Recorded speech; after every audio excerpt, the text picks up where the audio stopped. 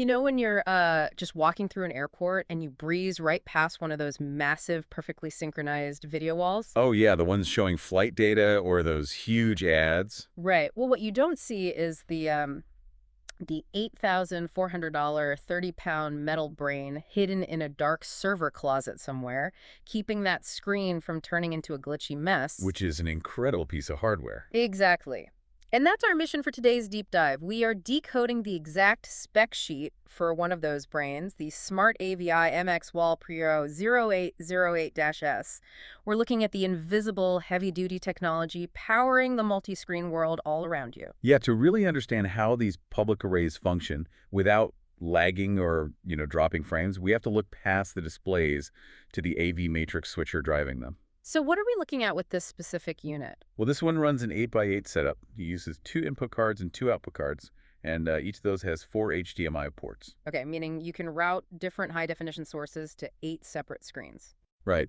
Or you can seamlessly stretch a single uncompressed image across an entire video wall. Okay, let's unpack this. I like to think of it like an ultra-powerful digital traffic cop for video, or maybe even a physical train switchyard. Oh, a train switch yard is a great way to look at it. Yeah, because once the physical tracks, or in this case the circuits, are locked into place, the train of video data just flows continuously. Without needing further instructions. Oh, Exactly. And that physical locking mechanism is crucial when you look at one of the standout specs on this sheet. Which is the automatic scaling, right? Yeah, the automatic scaling to 1080p 60. I mean, for an audience used to dealing with uncompressed HDMI signals, the massive processing power required to cross-convert multiple feeds simultaneously. Right, because usually you have a CPU that has to calculate all the differences in frame rates and revolutions. Totally. But what's fascinating here is this switcher doesn't rely on a CPU for that. It uses dedicated hardware upscalers to physically interpolate pixels on the fly. Wait, really? So it takes all these varied uncompressed signals and just like forces them to scale perfectly? Yep, it forces them into a uniform 1080p at 60 frames per second.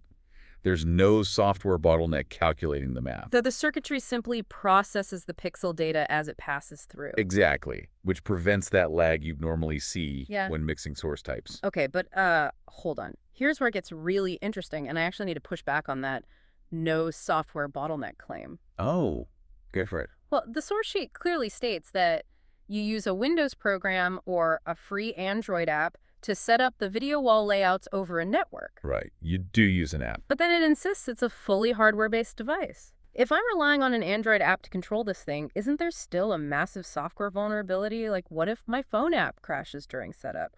Or my Wi-Fi drops? Does the whole video wall just go dark? No, the video wall stays perfectly lit. Wait, how? Well, if we connect this to the bigger picture, the app only acts as a temporary remote control.